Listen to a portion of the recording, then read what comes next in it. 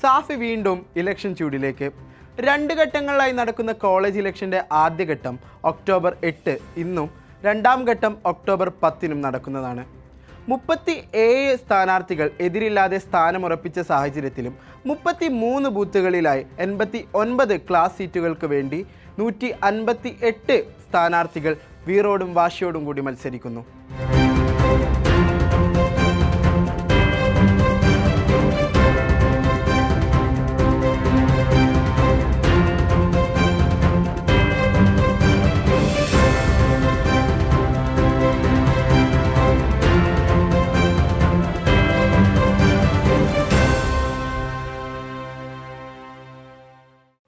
ഇപ്പോൾ നമ്മുടെ പ്രതിനിധി Farsa Safi college principal E P. Imbichikoya സാറിൻ്റെ കൂടെ ചേരുന്നു. ഫർസയിലേക്ക്. സാർ നമസ്കാരം. നമസ്കാരം. സാഫിയുടെ ഇന്നത്തെ ഇലക്ഷൻ രീതി സാഫിയുടെ തന്നെ വിഷനായ എംപവറിംഗ് വേൾഡ് ലീഡേഴ്സ് എന്ന ആശയത്തെ സാധൂകരിക്കാൻ സാധിക്കുന്നുണ്ട് സാറിന് തോന്നുന്നുണ്ടോ? തീർച്ചയായിട്ടും. സൂചിപ്പിച്ചതുപോലെ സാഫിയുടെ ഏറ്റവും പ്രധാനപ്പെട്ട ഒരു വിഷൻ എത്തിക്സും വാല്യൂസും ഉള്ള റോൾ മോഡൽ ലീഡേഴ്സിനെ ക്രിയേറ്റ് ചെയ്യാമെന്നാണ്. ഈ ഇൻസ്റ്റിറ്റ്യൂഷൻ്റെ അല്ലെങ്കിൽ ഗ്രൂപ്പ് ഓഫ് ഇൻസ്റ്റിറ്റ്യൂഷൻസ് എസ്റ്റാബ്ലിഷ് ചെയ്തിരിക്കുന്നത് തന്നെ ആ ഒരു വിഷൻ ഇംപ്ലിമെൻറ്റ് ചെയ്യാൻ വേണ്ടിയാണ്. നമ്മളിവിടെ തുടർന്നു പോരുന്ന രീതി പാർലമെൻ്ററി മോഡ് ഓഫ് ഇലക്ഷനാണ്. സാധാരണ ഒരു പഞ്ചായത്തിൽ, കോർപ്പറേഷനിൽ, മുനിസിപ്പാലിറ്റിയിൽ അല്ലെങ്കിൽ നിയമസഭയിലും ഒക്കെ നടക്കുന്ന രീതിയിലുള്ള ഇലക്ഷൻ സംവിധാനമാണ് നമ്മുടെ ക്യാമ്പസിൽ നടക്കുന്നത്. ആദ്യം അവർ ക്ലാസ് തലത്തിലുള്ള മത്സരങ്ങൾ നടക്കുന്നു. അതിൽ ഇലക്ട് ചെയ്യപ്പെടുന്ന ആളുകൾ അതിൻ്റെ ഹയർ ലെവലിലുള്ള ഓഫീസ് ബെയറേഴ്സിനെ തിരഞ്ഞെടുക്കുന്നു.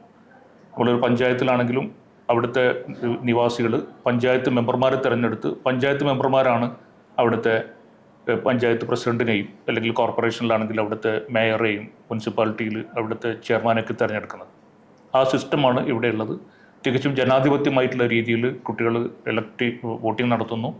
അതിൻ്റെ കൗണ്ടിങ്ങും മറ്റു റിസൾട്ട് ഡിക്ലറേഷനും ഒക്കെ തികച്ചും ഒരു സമാധാനപരമായ രീതിയിലും അതേപോലെ തന്നെ വളരെ സുതാര്യമായിട്ട് രീതിയിലാണ് നടക്കുന്നത്. അതിന് സ്വാഭാവികമായിട്ടും വിദ്യാർത്ഥികളും അതിനെ എൻ്റർടൈൻ ചെയ്യുന്നു എന്നുള്ളതാണ്. ഇത് എല്ലാ രംഗത്തും ലീഡേഴ്സ് ഉണ്ടാവണം എന്ന് തന്നെയാണ് കോളേജിൻ്റെ വിഷൻ. അത് അക്കാഡമിക്സിലാണെങ്കിലും പൊളിറ്റിക്സിലാണെങ്കിലും റിലീജിയനിലാണെങ്കിലും സയൻസിലാണെങ്കിലും ഏത് രംഗത്തും ലീഡേഴ്സിനെ ക്രിയേറ്റ് ചെയ്യണം. അതിന് ഈ ഒരു വോട്ടിംഗ് സിസ്റ്റവും ഈ കോളേജ് യൂണിയൻ സംവിധാനവും അതിന് സഹായിക്കുമെന്ന് തന്നെയാണ് കോളേജിൻ്റെ കാഴ്ചപ്പാട്. സാഫി കോളേജ് മുൻ യൂണിയൻ ചെയർമാൻ സഹദ് അല്ലമീനോടൊപ്പം ഷഹാന ചേരുന്നു. കഴിഞ്ഞ വർഷത്തെ യൂണിയൻ ചെയർമാൻ എന്ന നിലയിൽ ഈ വർഷത്തെ യൂണിയൻ എന്തെല്ലാം പ്രവർത്തനങ്ങൾ സാഫിയിൽ നടപ്പിലാക്കണമെന്നാണ് താങ്കളുടെ ആഗ്രഹം? ഏറ്റവും വലിയ പ്രതീക്ഷയിലാണ് ഈ വർഷത്തെ ഇലക്ഷനും നമ്മൾ സാഫി ക്യാമ്പസ് നേരിട്ടുകൊണ്ടിരിക്കുന്നത്. ഒരുപക്ഷെ കഴിഞ്ഞ വർഷത്തെ യൂണിയൻ്റെ സമയപരിമിതി കാരണം ഒരുപാട് പദ്ധതികളും പ്രവർത്തനങ്ങളും ഒരുപാടില്ലെങ്കിലും ഒത്തിരി പ്രവർത്തനങ്ങൾ ബാക്കി വെച്ചിട്ടുണ്ട്. എങ്കിലും ഈ വർഷത്തെ ആദ്യഘട്ടം ഇലക്ട്രോൾ പ്രസിദ്ധീകരണത്തോടുകൂടി വരാനിരിക്കുന്ന യൂണിയനും ഏത് വിദ്യാർത്ഥി പ്രസ്ഥാനത്തിൻ്റെ ആണെന്ന് കൃത്യമായി ഇവിടുത്തെ വിദ്യാർത്ഥികൾ മനസ്സിലാക്കി എടുത്തിട്ടുണ്ട്. അതുകൊണ്ട് തന്നെ ഈ വരാനിരിക്കുന്ന യൂണിയനിൽ കയറുന്ന വിദ്യാർത്ഥികളും കഴിഞ്ഞ വർഷം നമ്മോടൊപ്പം ചേർന്നു നിന്ന് പ്രവർത്തിച്ചവരാണ്. അവരെ വെച്ച് കഴിഞ്ഞ വർഷം എത്രത്തോളം മനോഹരമാക്കാൻ സാധിച്ചുവോ അതിലുപരി മനോഹരമാക്കിയിട്ടും വിദ്യാർത്ഥികളിടയിലേക്ക് ഇറങ്ങിയിട്ടും നല്ല പ്രവർത്തനങ്ങൾ ക്യാമ്പസിൽ കാഴ്ചവെക്കാൻ സാധ്യമാകുമെന്ന് ഏറെ പ്രതീക്ഷയോടെയാണ് ഈ വർഷത്തെ ഇലക്ഷനും നേരിട്ടുകൊണ്ടിരിക്കുന്നത്. മുൻ JMC അസോസിയേഷൻ സെക്രട്ടറി എന്ന നിലയിൽ താങ്കളുടെ കഴിഞ്ഞ ഒരു വർഷത്തെ പ്രവർത്തനങ്ങൾ താങ്കൾ എങ്ങനെ നോക്കിക്കാണുന്നു? വിദ്യാർത്ഥികളെ ഏവരെയും ഒരുപോലെ ഏകോപിപ്പിച്ച് വിവിധ പരിപാടികൾ സംഘടിപ്പിക്കാൻ ശ്രമിച്ചിട്ടുണ്ട്. അതിൽ ഏറ്റവും എടുത്തു പറയേണ്ടത് കഴിഞ്ഞ നവംബർ മാസത്തിൽ നടത്തിയിട്ടുള്ള ഫ്രീ ഫലസ്തീൻ എന്ന് പറഞ്ഞിട്ടുള്ള ഐക്യദാർഢ്യ സദസ്സാണ്. അതുപോലെ തന്നെ 2 ദിവസം നീണ്ടു നിന്ന ഫലസ്തീൻ ഐക്യദാർഢ്യമുള്ള സിനിമകൾ നമ്മൾ ഡിപ്പാർട്ട്മെൻറ്റിൻ്റെ കീഴിൽ കാണിച്ചിട്ടുണ്ടായിരുന്നു. അതിനോടനുബന്ധിച്ച് നമ്മൾ തെരുവ് നാടകവും സംഘടിപ്പിച്ചിട്ടുണ്ട്. പിന്നെ കഴിഞ്ഞ ഈ ഒരു മാർച്ച് മാസത്തിൽ 6-7 തീയതികളിലായിട്ട് സംഘടിപ്പിച്ചിട്ടുള്ള ബത്തക്ക എന്ന് പറഞ്ഞിട്ടുള്ള മീഡിയ ഫെസ്റ്റും എടുത്തു പറയേണ്ടതായിട്ടുള്ളതാണ്. ഇനി സ്ഥാനാർത്ഥികളുടെ ദൃശ്യങ്ങളിലേക്ക്. ബികോം തേർഡ് ഇയറിൽ ഇപ്രാവശ്യം ശക്തമായ പോരാട്ടം നടന്നുകൊണ്ടിരിക്കുകയാണ്. ഈ ഒരു സാഹചര്യത്തിൽ കാൻഡിഡേറ്റ് എന്ന നിലയിൽ താങ്കൾ എങ്ങനെയാണ് ഇതിനെ നോക്കിക്കാണുന്നത്? വിജയപ്രതീക്ഷയിലാണോ? 100%. ആദ്യം തന്നെ ഞാൻ ആദ്യമായിട്ടാണ് ഒരു ഇലക്ഷനിൽ പങ്കെടുക്കുന്നത്. അതുകൊണ്ട് തന്നെ എൻ്റെ സഹപാഠികൾ എൻ്റെ കൂടെ 100% ഉണ്ടാകുമെന്നുള്ള ഒരു 100% ഉറപ്പ് എനിക്കുണ്ട്. ബികോം തേർഡ് ഇയറിലെ മത്സരാർത്ഥി ആത്മവിശ്വാസത്തോടെ 100% വിജയം ഉറപ്പിച്ച് പറയുമ്പോൾ എതിർ സ്ഥാനാർത്ഥി എന്ന നിലയിൽ താങ്കൾക്ക് എന്താണ് പറയാനുള്ളത്? ഇലക്ഷനാണ്, അതിൽ കോൺഫിഡൻസ് മാത്രമായിട്ട് കാര്യമില്ലല്ലോ.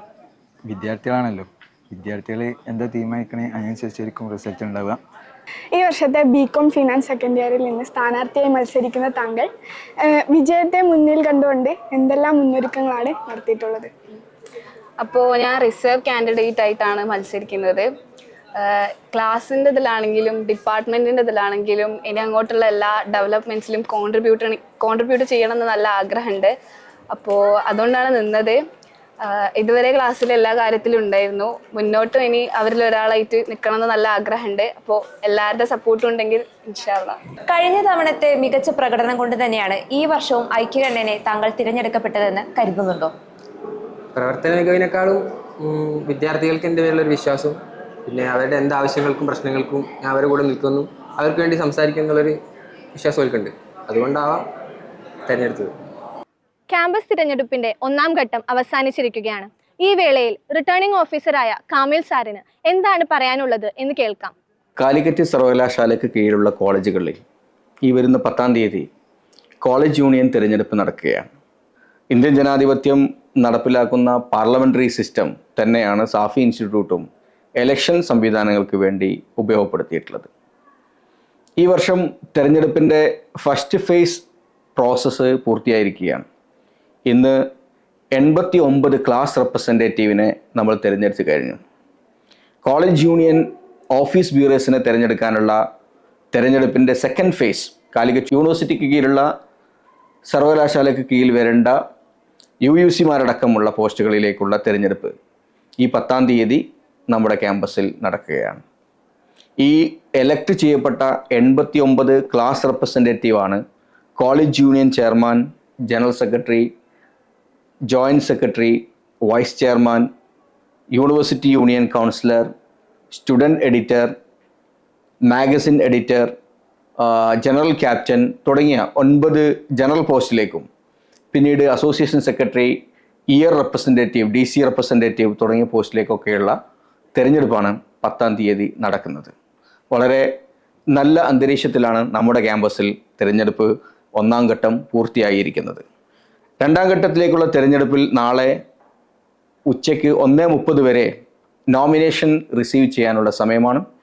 2 മണിയോടുകൂടി റിസീവ് ചെയ്ത് നോമിനേഷൻസിൻ്റെ ലിസ്റ്റ് പ്രസിദ്ധീകരിക്കും. 3 മണിക്ക് സ്കൂട്ടനി പൂർത്തിയാക്കും. 4 മണിയോടുകൂടി പരിപൂർണമായി ചിത്രം വ്യക്തമാകുന്ന രീതിയിലാണ് നമ്മൾ അത് സംവിധാനിച്ചിരിക്കുന്നത്. 10-ാം തീയതി നടക്കുന്ന ഈ കോളേജ് യൂണിയൻ തിരഞ്ഞെടുപ്പോടുകൂടി ഈ പ്രോസസ്സ് അവസാനിക്കുന്നതാണ്. വാശിയേറിയ കോളേജ് യൂണിയൻ ഇലക്ഷൻ്റെ 1ാം ഘട്ടം ഇവിടെ അവസാനിക്കുമ്പോൾ 2ാം ഘട്ടത്തിന് തിരി തെളിയിക്കാൻ നമുക്ക് ആകാംക്ഷയോടെ കാത്തിരിക്കാം.